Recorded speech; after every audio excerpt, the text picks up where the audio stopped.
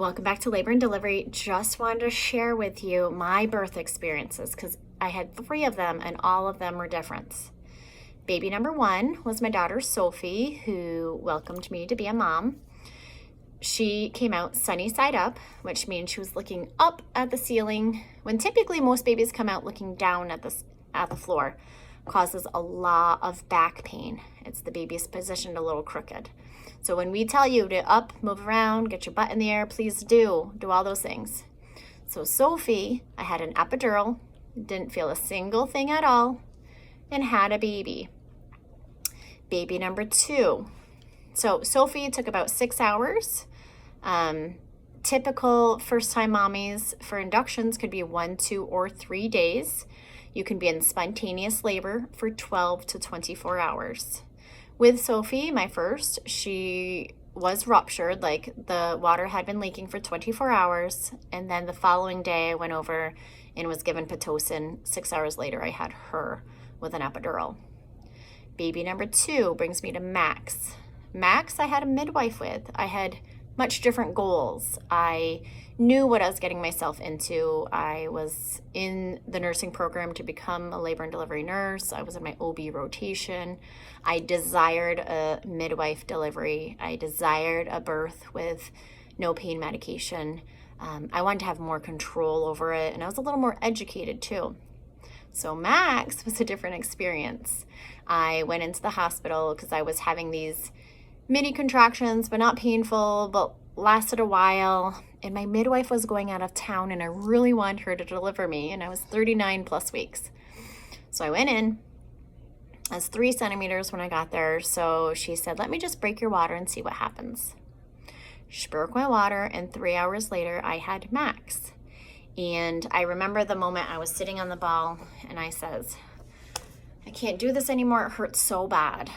I want to be done with it. I knew right then I was getting very, very close to the end. That's the transitional phase. Between 7 and 10 centimeters, you just feel like you can't do it anymore, but you get through it. So I said, just put me in the tub. I want to be in the tub. So I got in the tub for a few contractions, and all of a sudden, my body started involuntarily squeezing. Now, if you don't know what that feels like and you're unmedicated, it's very scary. To me anyways, because I couldn't control it whatsoever. And I'm not budging, but it kept squeezing him down. And I was in this tub and it was handicapped. You had to wait for the water to go out and let me out. So I'm walking back to my room and I said to my midwife, I have just a towel around me. And I say, contraction's coming. What do you want me to do? She goes, just walk right through it. So I'm getting back to my room. I'm walking through the doorway and all of a sudden that contraction came and I said, he's coming. Sure enough, this is how Max was born. Standing up, she was right there, handed Max between my legs like this. I hobbled to the bed.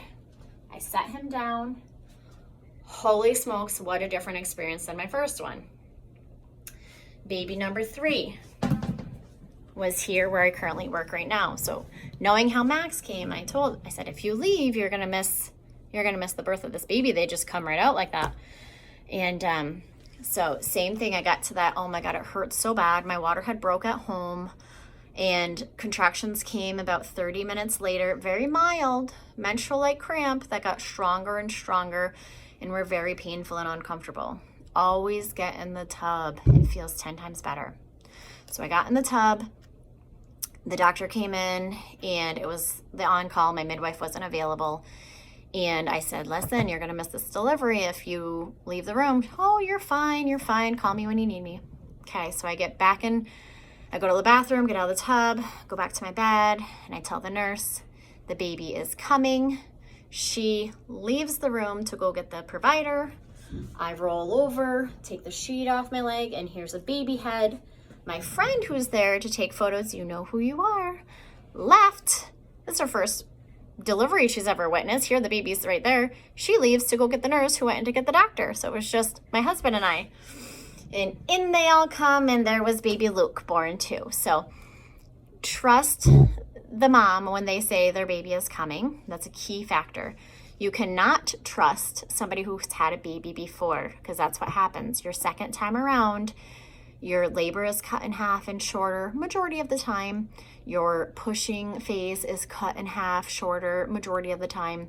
So they can be not trusted because they can come out anytime. So I just want to share that with you for birthing experiences.